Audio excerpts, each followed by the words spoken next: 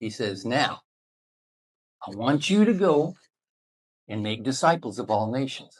Preach the gospel, but make disciples. Now, there's a difference in preaching the gospel. We need to do that. We need to have the kids into the family. Okay. But, you know, you get someone in the family and babies come in, you know, and you know that when babies come in the first couple of years, it's pretty messy, you know, and you know that's cute and the things they do, but if they're still doing the things when they're, you know, 10, 15 years old, you know, something's not off. Okay. So, and we all think about, well, if you preach the gospel and you get them into the family, you know, that's the end of the deal. No.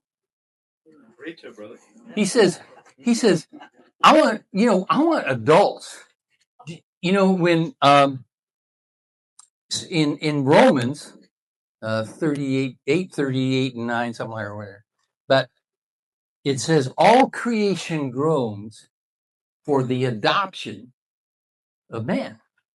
Okay, now you have to understand adoption is not just like, okay, we've adopted them into the family.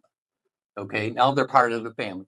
No, the concept there is that in the Greek culture, in the Jewish culture, in the Roman culture, you know, you were an heir when you came into the family. All right, but you were not called a son until you were grown up and you had sufficient training so that you could be responsible to carry on the family business. Okay, so a person, you know, we talk about, you know, a guy gets an inheritance, but he can't tap into it till he's 18, 21 years old. Well, you know, that's that whole process of looking for disciples. Disciples, and that's people, that's nations. You know, disciples are all creation is growing.